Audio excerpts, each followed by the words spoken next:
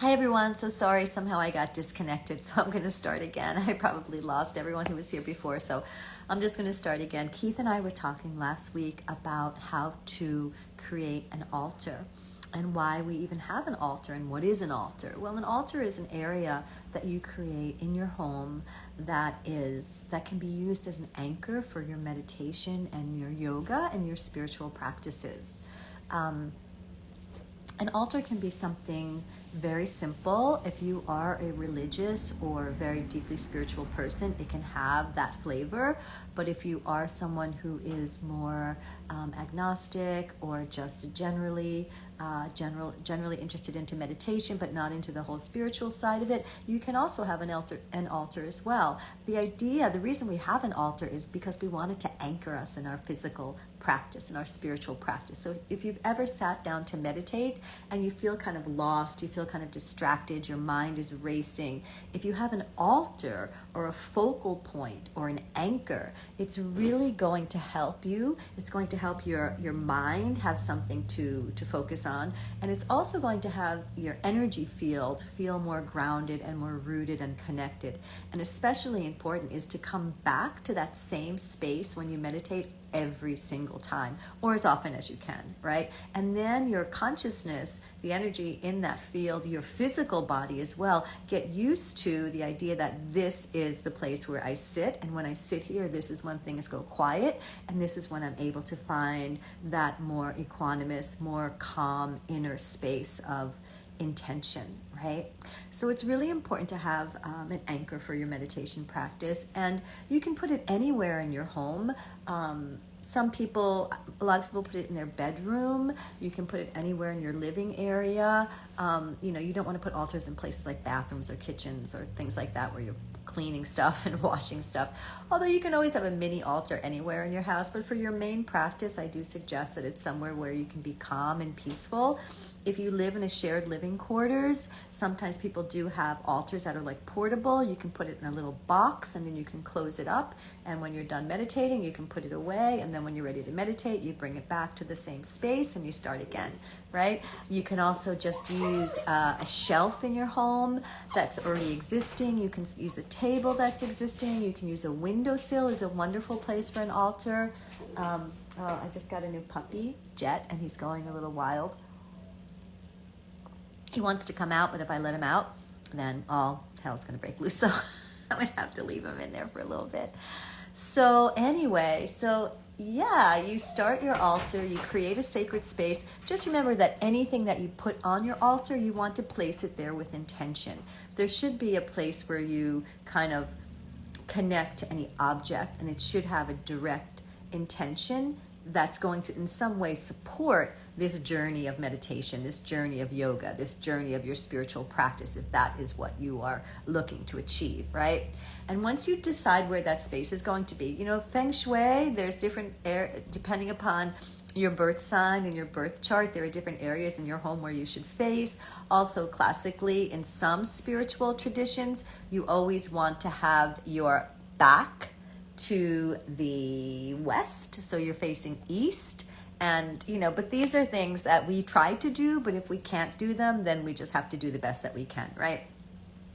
So once you find your spot, it should be a spot, really, I think the most important thing is that it's a spot that you feel like you can sit in comfortably and calmly. A lot of people don't like looking at a wall, and if you have to look at a wall, maybe you put something there to make it look more pretty, a photograph, an image, you paint that little part of the wall, you put a fabric. Most people like to sit on the floor. So think about a space that's going to be low, although you can sit in a chair as well when you meditate. That's perfectly fine. And the most important thing when we sit to start our meditation practice is that we can feel like we can ground and root and anchor into the physical space, because then that will help us to ground and root into our bodies. And once we're rooted and grounded in our bodies, then our breath is going to be more rooted and grounded, and then our mind is going to be more rooted and grounded. So then everything is kind of going to just anchor in, so that we can create this neutral space. Is ultimately what we're looking to create in the field around us, is a neutral space, so that we can allow then the energy to rise up through the central channel, right? So we want to be able to journey out. For some reason, poor connection today. I don't know why I have a poor connection today, but there's a lot of fog where I am. I'm out in Montauk and I can barely see like a couple of feet off of my deck. So maybe the fog is doing that. I'm sorry if it's choppy. My apologies. Can control so many things, but we definitely cannot control Mother Nature. So where was I? So the altar, right?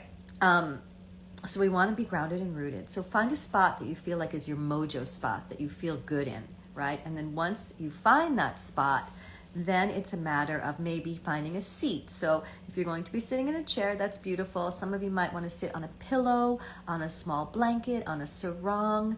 I think it's important to always sit on the same thing every day. So find an object that you're going to connect with that's going to feel comfortable for you. They do sell things like meditation chairs that have little backs on them. If that's something that you feel would be more helpful for you, would make you more comfortable, then go for that, right? Put it on your birthday list. And then once you have your sacred space, traditionally we do use an altar cloth. Sorry, I'm having a little matcha. I love my matcha green tea. An altar cloth, so you can find a small cloth to place on the table. And that's just sort of like to create like a beautiful sacred holding space for the objects that you're going to put on your altar. And it's considered, especially if you're putting spiritual objects or deities on your altar, it's considered to be something that is respectful, right, to the energy of the deities. But you don't have to, right? And all of this is like just ideas. You can do whatever you want, really. I'm just telling you things that I've learned, things that I've done myself, but in the end, it's all up to you. Your altar can be whatever you want it to be. A good starting point for a basic altar is to just start with the 5 elements of nature. And you don't have to use all of the 5 elements. You can just choose one of the 5 elements. And so in Ayurveda, it is believed the science of yoga, the traditional medicinal science of yoga, which is Ayurveda, they say that everything that is conscious, that has been formed into matter, has some combination of the 5 elements: earth, water, fire, air, and space. So it's important to honor those elements when we're in our meditation practice, right? It's just a reflection of a part of ourself. It's showing us and reminding us that we are part of, that we are connected, that we are not separate from something greater, right? That these parts of nature are also parts of ourself, that we are one with. It's a beautifully bonding symbol that you can use on your altar. So if it's earth, right, you can choose something like a plant. Your altar could just be one plant, right, that you focus on, that you always sit with. It can be a stone, it can be in rock, it can be some anything that comes from nature. People like to use seashells. A crystal is a beautiful place to represent the earth element. The water element, it's very common to have a bowl of water on an altar. A bowl of water represents the flowing fluid energy. It also represents purity and cleansing.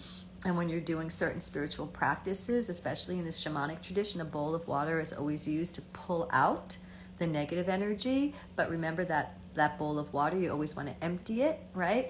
And keep it fresh. And some people even like to float flowers in their bowl of water or put a crystal in their bowl of water. And just that one object could be the altar. It doesn't have to be a myriad of things, although it also can be, right? And then fire. So many people like to have a candle on their altar and like to light a candle when they meditate. So having a candle is a beautiful centerpiece for our altar, and especially if you do have any deities or religious symbols on your altar, lighting a flame and honoring them is always a beautiful, respectful practice. What else? Air, the air element. So air element is usually represented by things that we burn, like Palo Santo or sage or incense, right? A lot of people use these on their altar. They start their meditation by burning these scents to just create some clearing in the area around them. And then space is really just, if we want to use a yantra, or some people use the Shri yantra, which is a form that represents all of the universes, all of everything that is, and you can find that. You can find a picture of it online actually, and you can print it out. And from there, that's just the basics, right? You can start with those basics, or you can build, you can add. Of course, I like to have some of my spiritual books on my altar. I have my journal on my altar. I often do journaling at my altar. I have all my sacred objects that I've gathered in my travels to spiritual places around the world. I have feathers that I've found in nature. I have a lot of things from nature. I have stones, I have rocks, I have shells, I have sand from like the desert in Jordan. I have stones that I've collected in sacred places in Egypt. I have some of my deities. I have artwork from my daughter. I have photos of my daughter and my husband. I have a lot of stuff on my altar. I have little sacred objects that my students have given me over the years. I have my mala. I have multiple malas on my altar, actually. A lot of them are hanging on the deities. What else? You can put photographs on your altar. I did say artwork. I think that's pretty much it. I mean, honestly, you can put anything on there that feels sacred to you and anything on there that you want to honor, right? And when you sit down to meditate, you have this beautiful anchoring sacred space. It can be very simple. It can be just one plant, one candle, or it can be a myriad of things that you've collected that you start to gather together. But remember, every object on the altar should help you to feel grounded and introspective, and it should be placed on your altar with an intention, right? To grow your meditation practice, to grow your spiritual practice, to grow your yoga practice. So that's pretty much it as far as how you put your altar together. I do have a little handout that I've created. If you're interested, you can just DM me and I'll send that to you. It might be up on the Sonic website somewhere, but if not, I actually should put it up there for you guys. So I'm not sure what happened to Keith today. He probably had an appointment. So this is me, Lauren Hanna from Sonic Yoga, and we're so excited to be sharing with you guys these concepts about yoga, how to take your yoga practice beyond just the asana, beyond the poses, teaching you more of the traditional practices that have been around for 5,000 years. We're trying to add more workshops at Sonic where you can learn about these things. We're lengthening our classes from 60 minutes to 75 minutes so you can really get to do some of these things: meditation, pranayama, breathing techniques, mantra, mudras, etc. in your yoga practice, and start to really feel the full benefit of the practice beyond the physical piece. I mean, obviously the physical piece is amazing and special, but there's so much more to it that we don't get, and we can't jam it into a 60-minute yoga class. So Keith and I decided to start this little series so we can educate everyone. And also we like to share with you at the end of the series a little practice. So if there's anyone that's on the live right now that has a request for something, I'm happy to take requests.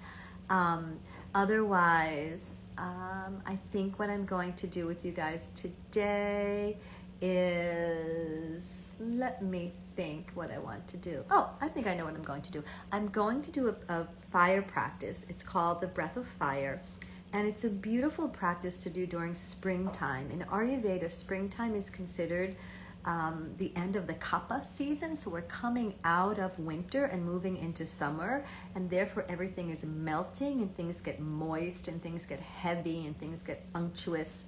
And many of you might be feeling that in your system, where we get a lot of mucus and a lot of fluid, where we kind of feel bloated and heavy, and we want to really start, connecting to lighter things. Like, now is the time to start switching to more raw foods. Now is the time to be getting more exercise, right?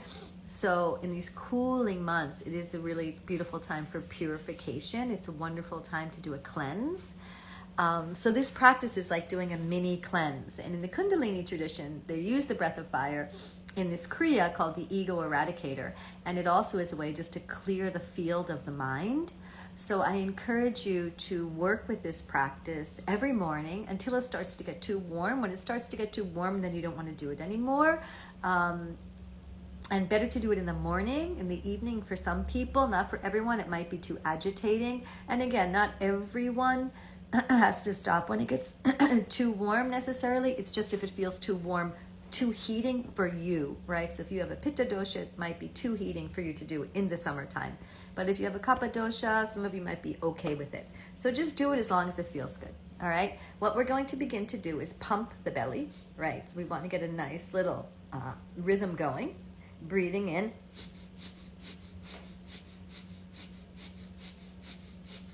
Right? So it's inhale, exhale, inhale, exhale, inhale, exhale, inhale, exhale. And if it, for some of you, it's going to feel easier to just take your hands and do a little press. Press, press, press, press, press, press, press. So it's inhale, exhale, like a bellows pumping. Pump, pump, pump, pump, right? So you're using your diaphragm, you're contracting and expanding, contracting and relaxing, contracting and relaxing. You don't want your body to move too much. Try to keep your body as still as possible. Okay, so we're going to set the timer. We're going to just do this for about 5 minutes to see how it feels. So again, the first krama, the first step would be to keep your hands on your belly. If you've done this practice before and you're familiar with Bhastrika breath and you want to do the full Kriya, then what you do is take your hands out, draw your forefingers in, extend your thumbs, and reach your arms overhead into a V shape, okay? And then sit nice and tall, and then we'll begin. Take a big breath in, a big breath out. And remember, you can be here. It's totally fine, especially if you're new. And then you'll begin. Inhale, exhale.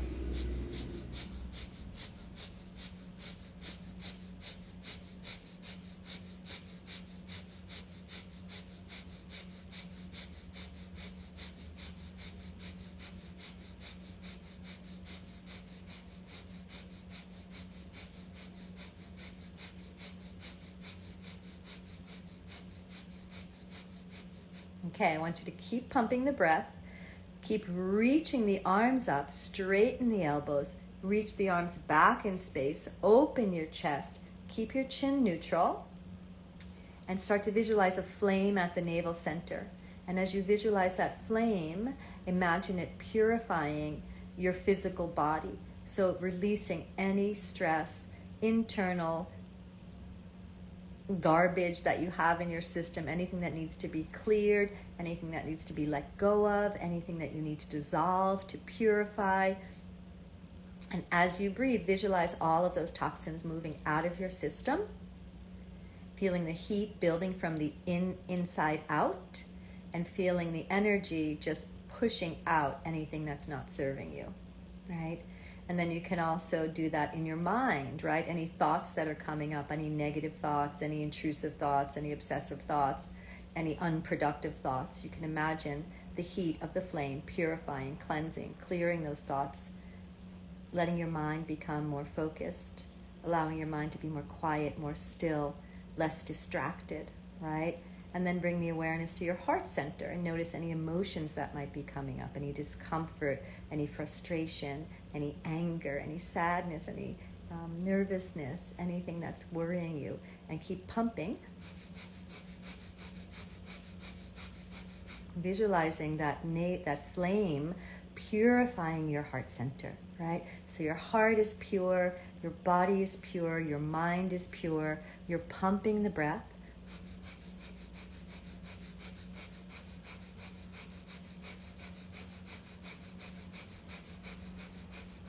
Right? You can visualize spring rebirthing in your body, right? Everything dissolving that is no longer serving you, creating space for something new to be born. As I'm sitting here, I'm looking out at the cherry blossoms that are just blooming like madness in my yard, and the forsythia. It's that beautiful rebirth of spring. You want to feel that in your body, feeling everything letting go that's not supporting that beautiful transformation of energy, letting anything that's dark, anything that's heavy, anything that's blocking you, anything that's in your way, anything that's allowing you to not realize your beauty, your strength, your power, your perfection, right? Letting go, not being a victim of any circumstance, taking control, awakening your inner power, feeling that very vibrant energy rising of light, empowerment, beauty, love, feel your heart opening, feel yourself radiant, feel yourself glowing. And we're almost there. We're getting there. We're at like 3.5, 4 minutes now. We have 1 more minute. You guys are doing so beautifully. Keep pumping the breath. Keep your spine tall, your chin neutral. If your arms are up, keep them straight. Extend your thumbs. Keep visualizing what is what you're moving toward at the top of that mountain. What is it that you would like to manifest? What you would like to bring into your life? How would you like to feel today as you move through your day? What would you like to awaken and share in the hearts of others? How are you going to show up in your most radiant, expressive, beautiful version of yourself, right? And keep feeling the energy building. It's so beautiful. It has this amazing momentum. As that momentum builds, you start to feel invincible, like you can do anything, like you're going to fly, like anything is possible, right? It's such a beautifully empowering breath. Removes any obstacles in your way and allows you to move into a space of your ultimate infinite potential. There we go. So 10, 9, 8, 7, 6, 5, 4, 3, 2, 1. Keep your arms up. Inhale, touch your thumbs. If your arms are not over your head, take them over your head. Breathe in, retain the breath, lift the pelvic floor, draw the chin to the chest, chest to the chin. Sip a little breath into your upper clavicle. Retain the breath. Relax your eyes, your mind. And then exhale out through the mouth. And slowly lower your arms down. Woo! Okay, my friends. So thank you all for joining me. If you came in at the end of this, if you want to see, go on to the Sonic Yoga Instagram page, and this video will be posted there. Keith and I are here on Monday mornings, back to the roots, learning more about yoga than you will ever learn in a yoga class, because we just don't have the time to teach all this great stuff. So we'll see you at Sonic Yoga. Let us know if you have any questions. We have a beautiful spring special happening, and we love to invite you to New York City's one of the only female-owned, non-corporate yoga studios left in Manhattan. We have the most amazing teachers. Everyone is 500 hours certified. If you've never been to Sonic, you have to come and check it out. And if you want to be a guest, if you want to be my guest, send me a direct message and I'll send you a guest pass. All right, thank you for listening. Namaste.